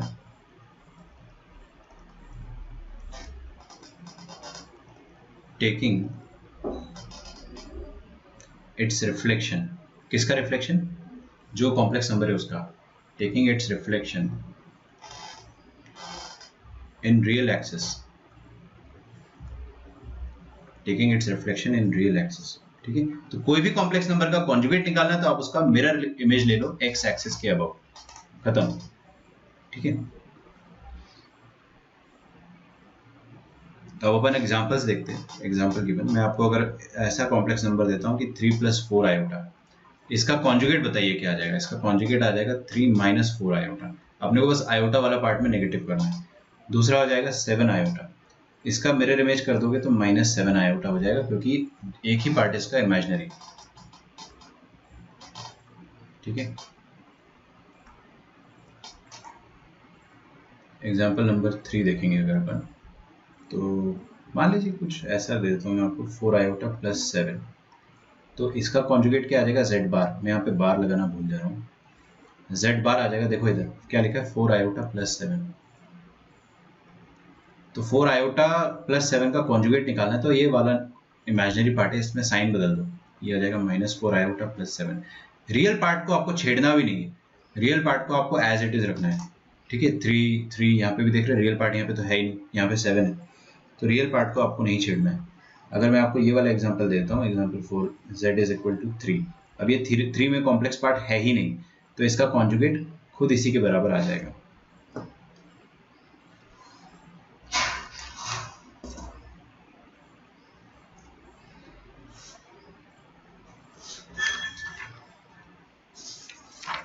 sir मतलब वी कैन ऑल्सो से कि for a given pair of conjugate, तो उसके लिए उनका जो आर्ग्यूमेंट होगा एक दूसरे का नेगेटिव हो जाएगा। कह सकते हैं, सही बात। उसका बहुत ज़्यादा मतलब ऐसा मैंने देखा नहीं यूज़ आता है, लेकिन हाँ बोल सकते हो। ओके देखिए भाई, अब मैं आपको ना कुछ और 2-4 चीज़ें बताता हूँ इसमें की ये x, y है ना। चलो अब मैं इसमें छेड़ता नहीं हूँ, इस फिगर को मैं डिस्टर्ब नहीं करता हूँ बिकॉज आप कंफ्यूज हो जाओगे। एक और नया फिगर लेते हैं अपन। एक पॉइंट है अपने पास z, ये पॉइंट है z x, y। इसका जो मिरर इमेज होगा अबाउट रियल एक्सिस या about x axis, that will be z बार, मतलब x, y हो जाएगा। सही बात है? अच्छा सही बात है, एकदम सही। अब एक और कॉम्प्लेक्स नंबर ले रहा हूँ मैं रेड कलर का, वो टोटली डिफरेंट है, it is not related to this, but वो कॉम्प्लेक्स नंबर जो है, पहली बात यहाँ लिख देता हूँ, this represents z is equal to x plus iota y। ये रिप्रेजेंट करता है z is equal to x minus iota y। अब मैं एक और कॉम्प्लेक्स नंबर ले रहा हूँ ना, वो कॉम्प्लेक्स नंबर कुछ ऐसा है माइनस एक्स कॉमा वाई। थोड़ा सा आप समझिए इस चीज़ को कि ये वाला जो कॉम्प्लेक्स नंबर है, दिस इज हाँ, ऐसा करते हैं कि इसका ओरिजिन के अबाउट अगर अपन सिमेट्रिक पॉइंट देखेंगे तो वो आएगा आपके पास क्या है, सेकंड क्वाड्रेंट में। सेकंड क्वाड्रेंट में x नेगेटिव हो जाता है, y पॉजिटिव हो जाता है। ठीक है, 4 खूबसूरत पॉइंट मेरे को प्लॉट करने, और इसका ओरिजिन के अबाउट सिमेट्रिक पॉइंट जो आएगा वो दोनों नेगेटिव x y है ना। तो इट माइट लुक लाइक, यहाँ z नहीं लिखता हूँ, थोड़ी देर बाद लिखूंगा, minus x comma minus y. ठीक है, इधर भी z नहीं लिखता हूँ क्योंकि मेरे को पता नहीं है क्या है। अब बच्चों ध्यान से देखो है ना, मैंने आपके सामने 4 पॉइंट लिए हैं ताकि मैं आपको उनके बारे में कुछ समझा सकूं। अभी जो ब्लैक वाले दोनों है ना, they are conjugate of each other, क्योंकि कॉन्जुगेट तो सिर्फ आपको मिरर इमेज लेना होता है x एक्सिस के अबाउट। y एक्सिस के अबाउट मिरर इमेज लेने को अपन कुछ भी नहीं बोलते। ठीक है, उसके लिए कोई टर्मिनोलॉजी नहीं है। तो x एक्सिस के अबाउट अगर अपन ने मिरर इमेज लिया तो ये आ गया अपने पास। अब आप ध्यान से देखें, ये वाला जो कॉम्प्लेक्स नंबर है और ये वाला जो कॉम्प्लेक्स नंबर है, ये दोनों एक दूसरे के नेगेटिव है। सोच के देखो ना, बड़ा आसान है। ये इसमें x, y है, इसमें माइनस एक्स, माइनस वाई। तो अगर ये वाला कॉम्प्लेक्स नंबर z है तो ये जाहिर सी बात है कि ये माइनस z होगा। मानते हो इस बात को आप? और इस माइनस z का मिरर इमेज है ये वाला पॉइंट, चेक कर लो आप, क्योंकि दोनों का x कोऑर्डिनेट तो सेम है, बस y कोऑर्डिनेट में फर्क है। तो मतलब ये दोनों एक दूसरे के मिरर इमेज होंगे। तो इसका मिरर इमेज क्या कहलाएगा? इसका कॉन्जुगेट। तो ये वाला पॉइंट क्या हो जाएगा? माइनस z का कॉन्जुगेट। ये जो 4 खूबसूरत पॉइंट होते हैं, z, z बार, माइनस z और माइनस z का बार, है ना, ये चारों पॉइंट जो होते हैं they form a particular quadrilateral. वो आप बताएंगे कि वो क्वाड्रिलेटरल क्या है। ठीक है, ये एक बनेगा अपने सामने quadrilateral. What is that? Tell me, square है या रेक्टेंगल है, क्या है? What is it? रेक्टेंगल। सोच के बोलो, बोल के मत सोचो। वैसे सही कह रहे हो आप, है ना, सही तो है, रेक्टेंगल ही है।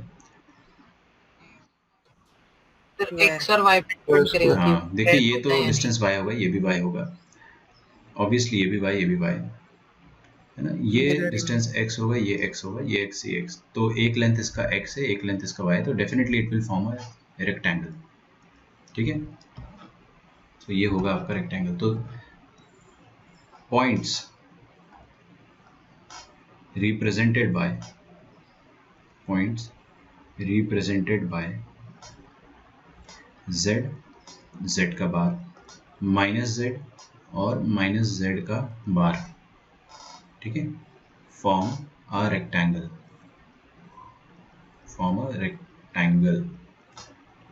With length and breadth. Length and breadth तो मत लिखो, वो तो अपन हल्के हल्के सोच सकते हैं। मैं आपको कम से कम चीज़ें लिखवाता हूँ कि ज़्यादा से ज़्यादा याद ना करना पड़े। जैसे स्क्वायर था या रेक्टेंगल था, मेरे को याद नहीं रहता है भाई, आप हल्के हल्के सोच लो ना, क्या दिक्कत है? जो चीज़ आप वहीं के वहीं सोच सकते हो 2 सेकंड में, उसको आप दिमाग में डालो ही मत। ठीक है, तो ये x प्लस एक्स 2x पता चल गया, ये 2y है। तो अगर 2x 2y बराबर होते हैं तभी स्क्वायर होगा, otherwise it is rectangle. Surely it is rectangle. Okay, चलिए, तो ये एक छोटी सी कॉन्जुगेट के बारे में अपन ने बात करी थी। अब अपन प्रॉपर्टीज ऑफ कॉन्जुगेट पढ़ते हैं। ठीक है, देखिए प्रॉपर्टीज ऑफ कॉन्जुगेट। कॉन्जुगेट की प्रॉपर्टीज, इसमें आप है ना सितारे लगा दो बहुत सारे। जेई में सारे क्वेश्चन बस प्रॉपर्टीज ऑफ कॉन्जुगेट और प्रॉपर्टीज ऑफ आर्ग्यूमेंट से आते हैं। आर्ग्यूमेंट अपन ने पढ़ लिया है लेकिन उनकी प्रॉपर्टीज अपन ने अभी नहीं पढ़ी है। कॉन्जुगेट अपन ने पढ़ लिया है लेकिन कॉन्जुगेट की प्रॉपर्टीज अपन अब पढ़ने जा रहे हैं। आर्ग्यूमेंट की प्रॉपर्टीज मैं आपको थोड़ा लेट पढ़ाता हूँ, है ना। पहले इंट्रोडक्शन दे दिया आर्ग्यूमेंट, क्योंकि आर्ग्यूमेंट अपने आप में बहुत बड़ा टॉपिक है, फिर उसकी प्रॉपर्टीज और बड़ा टॉपिक है, तो एक एक करके देखेंगे। फर्स्ट प्रॉपर्टी ऑफ कॉन्जुगेट, आप लोग हर बार दिमाग लगाएंगे, आप हर बार मेरे को बिना सोचे आंसर बता सकते हो। देखो कोई भी कॉम्प्लेक्स नंबर का मैंने कॉन्जुगेट लिया और उसका दोबारा कॉन्जुगेट ले लिया अगर, तो आंसर क्या आना चाहिए? मतलब आपने मिरर इमेज लेके फिर से मिरर इमेज ले लिया तो वही वाला कॉम्प्लेक्स नंबर आ गया ना। इसका मिरर इमेज लिया ये आया, फिर इसका दोबारा मिरर इमेज लिया ये आ गया, सिंपल सी बात है। तो z बार का बार हो जाएगा z के बराबर, ठीक है। सेकंड पहले लिखो यहाँ तो ऊपर वाला, अगर आपने नहीं बनाया तो बनाओ। अगले जितने भी प्रॉपर्टीज में बता रहा हूँ मैक्सिमम क्वेश्चन जेईई में यहीं से आते हैं, मैक्सिमम।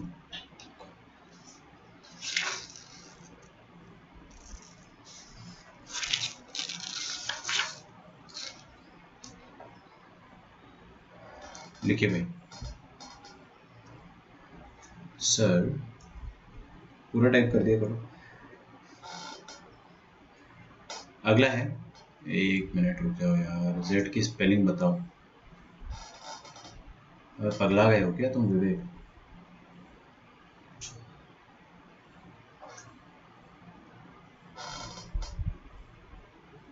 बकवास नहीं करो ना। देखिए जेड, ठीक है, देखते हैं। सेकंड प्रॉपर्टी है, अगर z और z बार बराबर हो गए, आपको खुद ही सोचना है ना, z और z बार अगर बराबर है, विवेक प्रेजेंट हो गया तुम? तुमने ही टाइप किया था क्या? हाँ सर। ये तुमने ही टाइप किया था क्या अभी? क्या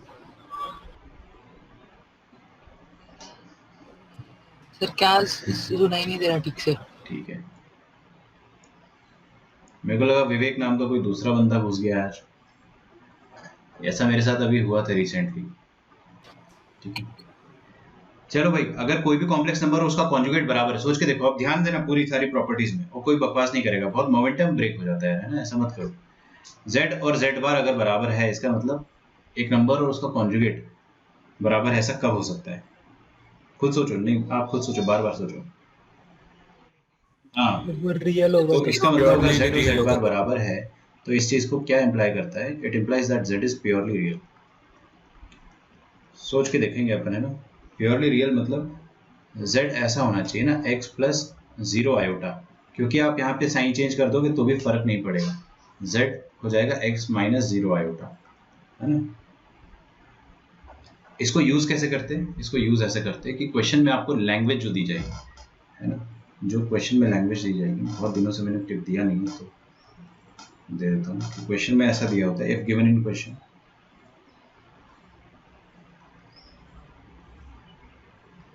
if given in question that z is purely real, z is purely real, अगर बोल दिया है कि z प्योरली रियल है तो आपको कुछ नहीं करना है, आपको z और z बार को बराबर कर देना है। कई बार बच्चे बोलते हैं कि सर प्योरली रियल है तो अपन कॉम्प्लेक्स नंबर का रियल पार्ट 0 के बराबर, सॉरी इमेजिनरी पार्ट 0 के बराबर कर देंगे। वैसे भी कर सकते हो और ऐसे भी कर सकते हो। कई बार आपको ये वाला रास्ता अपनाना पड़ता है जो ऑरेंज कलर से लिखा है। कई बार ऐसे नहीं हो पाता कि इमेजिनरी पार्ट को 0 कर पाए, ठीक है। थर्ड प्रॉपर्टी भी एकदम इसी तरह से कि अगर z और z बार एक दूसरे के नेगेटिव हो जाए तो ये कब हो सकता है? थोड़ा शांति से सोचेंगे अपन। z और z बार एक दूसरे के नेगेटिव हो जाए, सोच के देखो, अगर कोई भी कॉम्प्लेक्स नंबर प्योरली इमेजिनरी हुआ, है ना, जैसे 0 प्लस आयोटा वाई, तो ही ऐसा पॉसिबल है, क्योंकि इसका कॉम्प्लेक्स माइनस आयोटा वाई के बराबर हो जाएगा। अदरवाइज यहाँ पर 0 की जगह कुछ भी आया तो कभी भी नेगेटिव नहीं हो पाएगा। सोच के देखो, यहाँ पे 2 डालोगे तो 2 प्लस आयोटा वाई और 2 minus iota y, they are not negative of each other, बस कॉन्जुगेट है वो। लेकिन कोई नंबर कॉम्प्लेक्स नंबर उसका कॉन्जुगेट एक दूसरे का नेगेटिव हो जाए, इसका मतलब z इज प्योरली इमेजिनरी।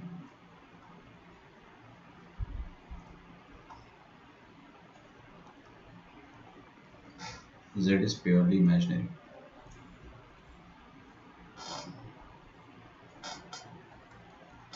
तो अगर आपको क्वेश्चन गिवन है, इफ गिवन इन क्वेश्चन, क्या गिवन है, that z is purely imaginary, अगर बोल दिया है क्वेश्चन में कि ये प्योरली इमेजिनरी है, तो या तो आप दो तरीके से सॉल्व करोगे, जो अपन ने अभी कल जेईई मेंस का क्वेश्चन करा था, प्योरली इमेजिनरी तो रियल पार्ट इकट्ठा करके उसको जीरो कर दो। कई बार क्या होता है ना, वैसे सॉल्व नहीं हो पाता है, कई बार आपको क्वेश्चन में z दिया ही नहीं होता है।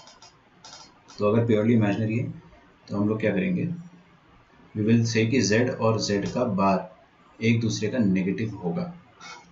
Is it okay?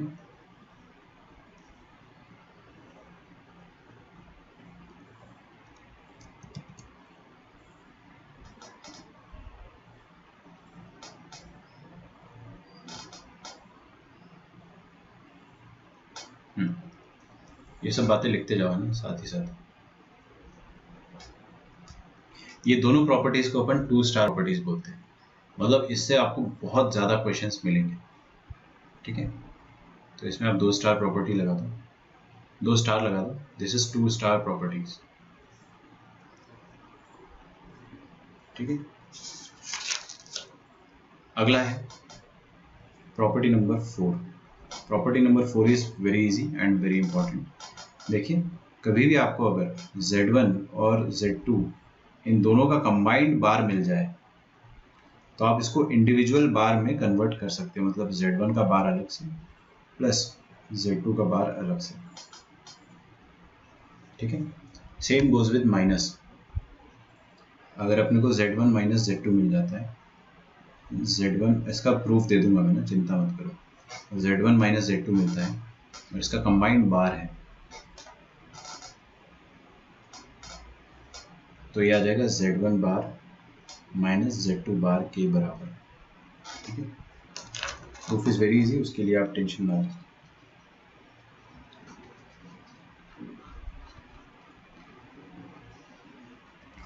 अगर आपको प्रूफ देखना है तो देख लो, बता देता हूँ मैं। देखिए क्या करें अपन, z1 लिख देते हैं, फिफ्थ पॉइंट क्या है, फिफ्थ पॉइंट यार यही है, गलती से उसको 6 बोल दिया, आप भावनाओं को समझ जाया करो।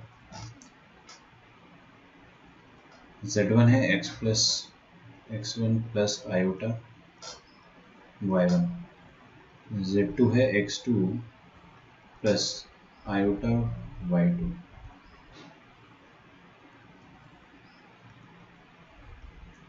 ठीक है। अब मैं क्या करता हूँ, z1 प्लस z2 का होल बार निकालता हूँ, तो z1 प्लस z2 क्या हो जाएगा, x1 plus x2 plus iota times y1 plus y2। ये अपने को पता है, आयोटा आयोटा वाला अलग से कर देते हैं और इसको अलग से, अब इसका बार निकालना है मुझे, ठीक है। तो z1 प्लस z2 तो पहली बात ये है, एक स्टेप लिख देता हूँ मैं। अब इसका बार निकालेंगे अगर अपन, तो इसका बार आ जाएगा z1 प्लस z2 का whole bar, this is equal to क्या आ जाएगा, x1 प्लस x2, आयोटा वाले पार्ट में चेंज कर दो, कॉन्जुगेट निकालने के लिए अपन क्या करते हैं, यही तो करते हैं, minus iota y1 plus y2, okay, this is conjugate. अगर अपन अलग अलग ऐड करते हैं, z1 का बार अलग से और z2 का बार अलग से, तो वो भी सेम आएगा। z1 का बार बताइए क्या आएगा, x1 माइनस आयोटा y1, ठीक है, और z2 का बार क्या आ जाएगा, x2 माइनस आयोटा y2, बस यहाँ पे x1 और x2 एक साथ आ जाएंगे, minus iota y1 plus y2 एक साथ आ जाएगा, z1 बार प्लस z2 बार, ठीक है। तो ये वाली चीज़ और ये वाली चीज़ मैच कर रही है। अच्छा, दोनों चीज़ें जो है ये प्रॉपर्टी नंबर 4 और 5 दोनों के लिए सेम प्रूफ हो जाएगा ना, प्लस की जगह माइनस कर दो, you will get same thing, ठीक है। अच्छा, प्रॉपर्टी 6 और 7 में भी आप सेम कर सकते हो। प्रॉपर्टी नंबर 6 है कि अगर प्रोडक्ट में दिया हुआ z1 इंटू z2 का होल बार, तो आप क्या लिख सकते हो, इंडिविजुअल बार लिख सकते हो, z1 बार मतलब z1 conjugate into z2 conjugate. अगर आपको फड़फड़ाहट हो रही है कि सर इसका प्रूफ बता दो, सेम तरीके से प्रोसीड करो, समय लगेगा बहुत, ठीक है। तो मेरी बात को मान जाओ, ऐसा होता है। अगला z1 अपॉन z2 का बार, मतलब z1 अपॉन z2 एक कॉम्प्लेक्स नंबर आएगा, इस कॉम्प्लेक्स नंबर का होल बार लेना, या इंडिविजुअल बार लेना, दोनों एक ही बात है। मतलब बहुत आसान है, इसमें याद रखने में कोई आपको लोड नहीं आना चाहिए, हर जगह आपको बस बार सेपरेट कर देना है।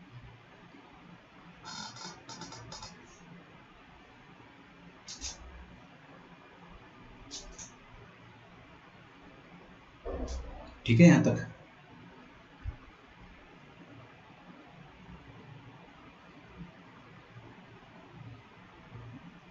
अच्छा, property number 8 and property number 9 are 1 star properties. ठीक है, देखिए किसी भी कॉम्प्लेक्स नंबर का रियल पार्ट ऑफ z जो होता है और real part of z bar दोनों बराबर होता है। आप खुद सोचो, ये बहुत नॉर्मल सी बात बोल दी मैंने। कोई भी कॉम्प्लेक्स नंबर का और उसके कॉन्जुगेट का रियल पार्ट तो सेम ही रहेगा ना यार। तो आप ये बोल सकते हो कि z और z बार को अगर मैंने ऐड कर दिया और अगर 2 से डिवाइड कर दिया तो आपको क्या मिलेगा? रियल पार्ट ऑफ z के बराबर आ जाएगा। खुद सोच के देखो, कोई भी कॉम्प्लेक्स नंबर है अपने पास। पहले नेक्स्ट वाला भी लिख देता हूँ, चलो नेक्स्ट वाला थोड़ा सा डेट लिख दूंगा। इसका प्रूफ देख लो 8th वाले का ना, प्रूफ ऑफ 8th। ये प्रूफ था 4th का, तो प्रूफ 8th का देख लोगे तो आप यहाँ पे लिखा हुआ है x plus iota y z, और z बार जो लिखा हुआ है वो है x माइनस आयोटा वाई। आप z प्लस जेड बार करके देख लो ना, z plus z bar by 2 करके देखोगे तो क्या आएगा? Iota y cancel, 2x by 2 is x, वही तो आ रहा है। मतलब आपको कोई भी कॉम्प्लेक्स नंबर का रियल पार्ट निकालना है तो आप क्या करोगे? उसके कॉन्जुगेट से ऐड करके डिवाइड बाई 2 कर दोगे। बहुत बार ये चीज आपको यूज करने में आएगी, बहुत बार। कभी भी बोल दिया जाएगा कि real part of a complex number, आपको ये वाला यूज करना पड़ेगा। मैं आपको बताऊंगा क्वेश्चन के हिसाब से अपन कैसे करेंगे। अगर अपन इमेजिनरी पार्ट ऑफ z की बात करें तो इमेजिनरी पार्ट ऑफ z और इमेजिनरी पार्ट ऑफ z बार एक दूसरे के नेगेटिव होते हैं, कॉमन सेंस। जैसे 3 प्लस 4 आयोटा, इसका कॉन्जुगेट क्या आएगा? 3 माइनस 4 आयोटा। इसका इमेजिनरी पार्ट 4, इसका इमेजिनरी पार्ट माइनस 4। ऐसा हमेशा होगा, दोनों एक दूसरे के नेगेटिव आएंगे। तो आप क्या बोल सकते हो कि दोनों का डिफरेंस लेंगे, अगर अपन z minus Z bar by 2 करेंगे तो वो इमेजिनरी पार्ट ही देगा आपको।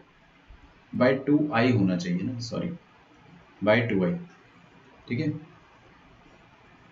बता रहा हूँ। इमेजिनरी पार्ट पूरा आयोटा के साथ आएगा। अब देखो 9th का प्रूफ देख लेते हैं अपन। सर आय कैसे होगा? अगर इमेजिनरी है तो बस वो नंबर ही होगा ना? नंबर ही आएगा। आपको आयोटा को काटना है अपने को, उसके लिए नीचे आए रखा है हमने। ये z और z बार ऊपर लिखा हुआ है अपने पास, तो हाँ z और z बार का डिफरेंस लेंगे अपन डिवाइड बाई 2, तो z माइनस z बार आ जाएगा क्या? आयोटा y, ये x x तो कट जाएगा, iota y minus minus iota y, तो 2 टाइम्स आयोटा y आ जाएगा, होल थिंग डिवाइडेड बाई 2। ये 2 और 2 कट जाएगा, तो अपने पास फाइनली क्या बचेगा? ओ नीचे आयोटा भी तो रखा था मैंने, इसलिए रखा था, है ना? तो आयोटा भी कट जाएगा, कैंसिलेशन चलता है आयोटा में ना, कोई दिक्कत नहीं। तो फाइनली ऊपर y बच जाएगा। तो आपको एक चीज़ समझ में आई कि रियल पार्ट ऑफ z और इमेजिनरी पार्ट ऑफ z की जो 8th और 9th प्रॉपर्टी है, ये बहुत इंपॉर्टेंट है। इसको यूज़ कैसे करना हो तो क्वेश्चन करेंगे तो ही आपको समझ में आएगा। ठीक है, यहाँ तक आप लिख लो।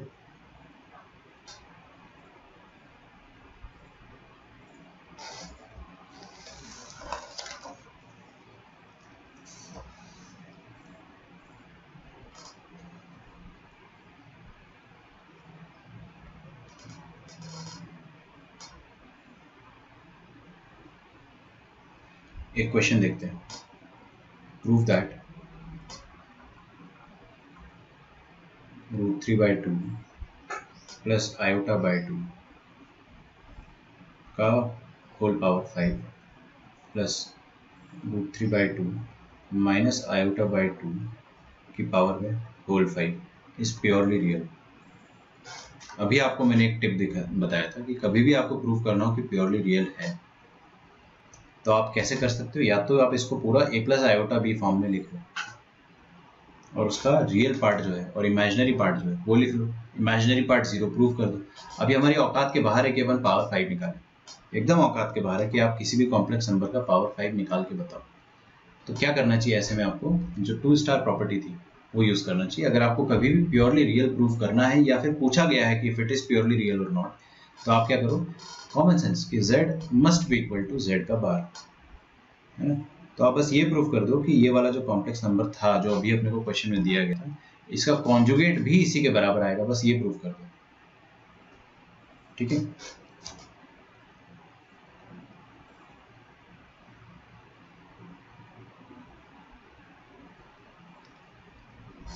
अच्छा, एक और प्रॉपर्टी मेरे को याद आ रही है, मैं बताता हूँ। आप लेक्चर रिजॉइन करें जल्दी से, फिर मैं आपको बताता हूँ,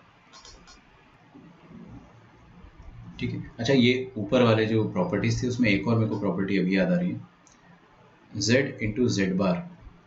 कोई भी कॉम्प्लेक्स नंबर और उसका कॉन्जुगेट अगर अपन मल्टीप्लाई करते हैं तो आपके पास आंसर जो आता है that is real part of z का whole square plus imaginary part of z का होल स्क्वायर। क्या ये नहीं बताता तो भी अपना काम चल जाता है, that is x square plus y square. इसका अगर आपको प्रूफ देखना है तो 2 मिनट में आ जाएगा इसका प्रूफ।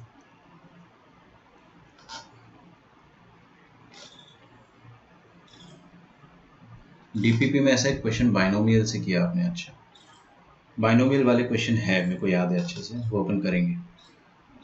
देखिए मैं आपको क्या प्रूफ बता रहा था 10th का, बहुत इजी है। z और z बार को मल्टीप्लाई करो, ये z बार करो, x a plus b a minus b लगा देंगे ना, ए स्क्वायर माइनस बी मतलब आयोटा वाई का होल स्क्वायर। आयोटा स्क्वायर क्या होता है, -1, माइनस माइनस प्लस आ जाएगा, एकदम 2 कौड़ी का प्रूफ है। z बार जो होता है वो x square plus y square के बराबर होता है, ये आप लिख कर रखो।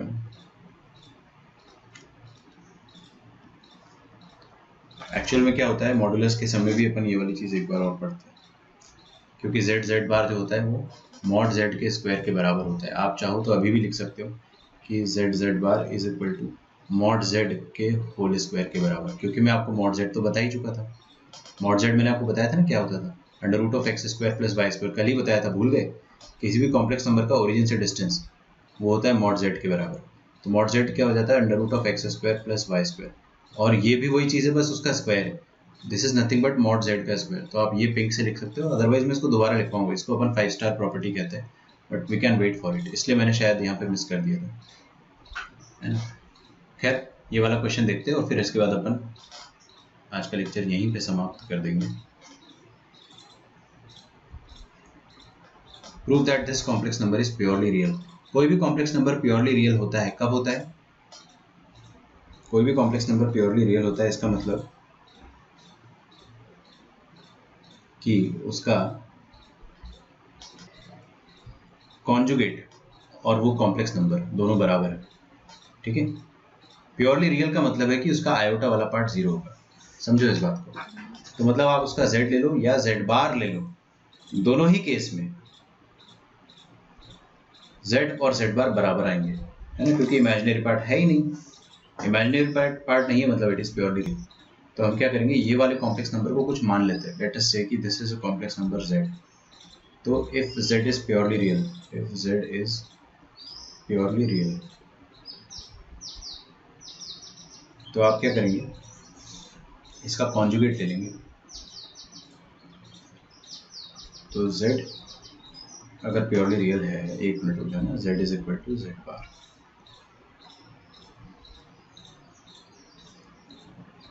इमेजिनरी पार्ट तो इसका 0 कर सकते हो। देखो आप, एक तरीका ये है कि इसका पूरा पावर 5 निकालो गधों की तरह, जो कि हमारी औकात के बाहर है, एकदम बाहर है।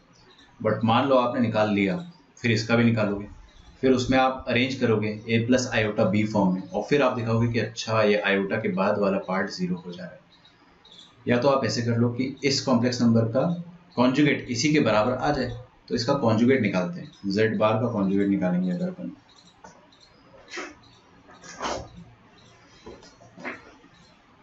मतलब z का कॉन्जुगेट निकालेंगे तो देखिए क्या आ जाएगा, √3/2 प्लस आयोटा बाई 2 की पावर में 5। ये पहला ये एक कॉम्प्लेक्स नंबर है, इसको आप z1 बोल दो, और ये दूसरा कॉम्प्लेक्स नंबर है, इसको आप z2 बोल दो, ठीक है।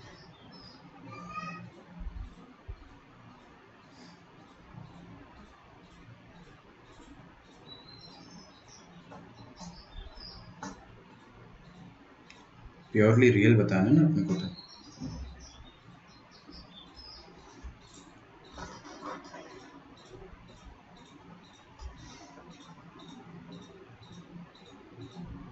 एक्चुअली मैं कुछ और सोच रहा हूँ यहाँ पे। √3 + i/2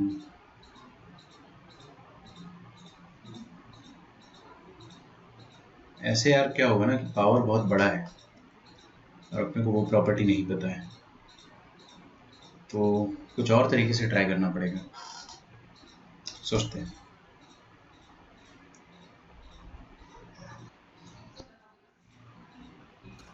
सर अगर समझ एक गया को मैं। एक कॉम्प्लेक्स इसको अपन नंबर Z1 मानते हैं तो ये Z1 बार ही लिखा हुआ है, ऐसा आप बोलना चाह रहे हो। आपकी बात सही है, हाँ वैसे ही करना पड़ेगा।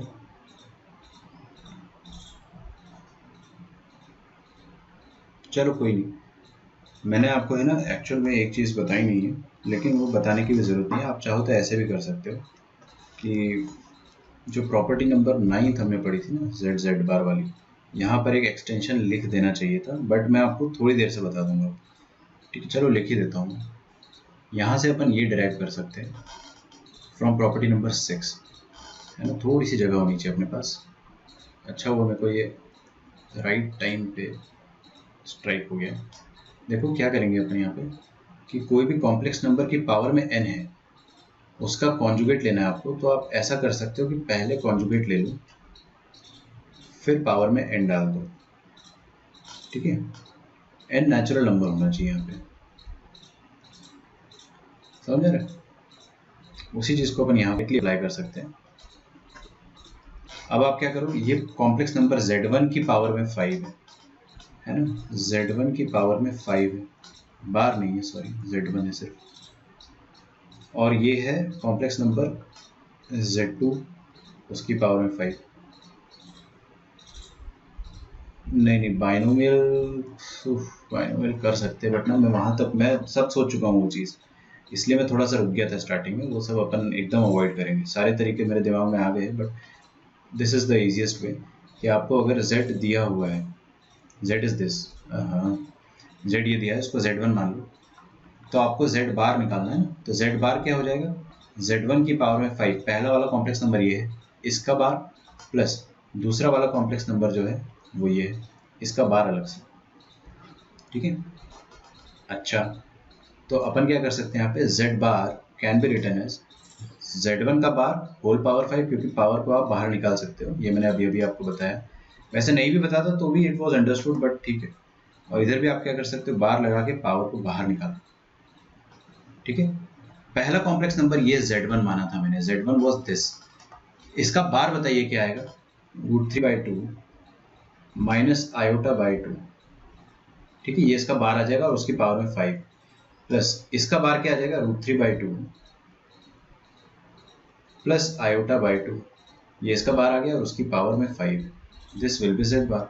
अब हमने देखा Z को और Z बार को, दोनों सेम ही तो है ना। अब ये वाली जो चीज़ है, यहाँ पर एक और चीज़ अपन लिख देते हैं, ये आया कहाँ से, है ना। ये यहाँ से आया है कि आपको एक प्रॉपर्टी सिखाई गई थी, बार ऊपर रह गया।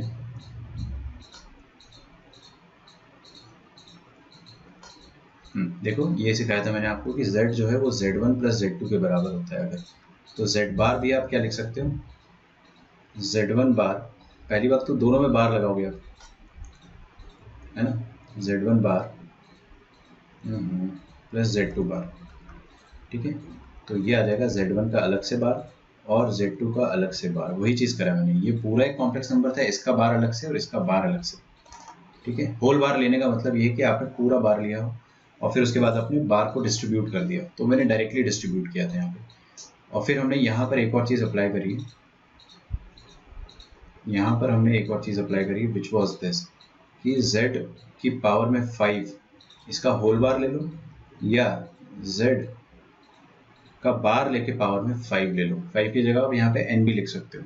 ठीक है, दो प्रॉपर्टीज लगी, तब जाके आपका प्रूफ हुआ है कि Z और Z बार जो है वो बराबर आ रहा है। Here z is equal to z bar, therefore z is purely real, therefore z is purely real. ठीक है, hence proved. और जो आप विवेक बता रहा था जो तरीका, वो भी सही था, बट मैं वहां तक जाना नहीं चाह रहा था. वो बाइनोमियल तक अद्वैत बता रहा था, मैं वहां भी जाना नहीं चाह रहा था. दोनों से अपन कर सकते हैं, आंसर आएगा आपका, बट ऐसे करो जब सबसे अच्छा तरीका, क्योंकि अपने को प्रॉपर्टीज पता तो है सारी. ठीक है सर मैं भी वही बोल रहा था जो आपने किया, बस मैंने अज्यूम कर लिया कि एक्चुअली पहले में क्या बार होता है ना कि लेके मैं जस्ट पावर लिया तो रियलाइज वही किया होता मैंने, है। वो चीज़ मैंने आपको लिखवाई नहीं, तो उसको लिख लो पहले, फिर ज़्यादा अच्छा होता है समझना. खैर अज्यूम भी कर लिया तो इसलिए करा क्योंकि आपको सही लग रहा होगा, सही भी है, कोई दिक्कत नहीं. ठीक है, तो मिलते हैं अपन कल परसों. आपका जो होमवर्क रहेगा that will be complete DPP1 and DPP2 के आप स्टार्टिंग के क्वेश्चन कर सकते हो. शायद 1 to 5 आप कर पाओगे, अगर आपसे ज़्यादा बन जा रहे हैं तो आप ज़्यादा भी कर सकते हो, बट मेरे को नहीं लगता कर पाओगे. ठीक है, बाकी आपको मैट्राइसिस पूरा लेवल 2 कंप्लीट करना है, हो सका तो मंडे को अपन डिस्कस करेंगे.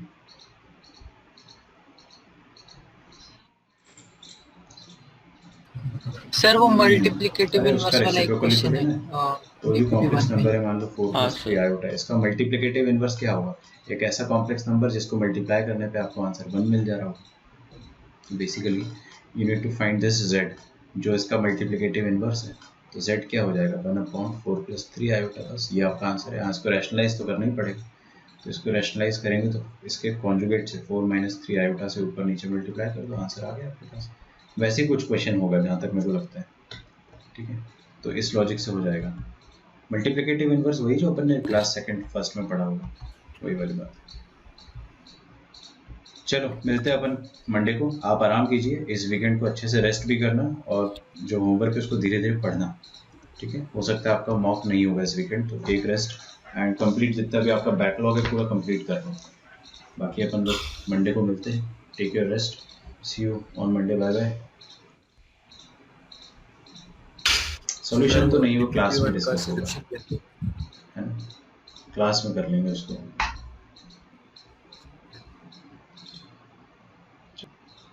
Bye bye.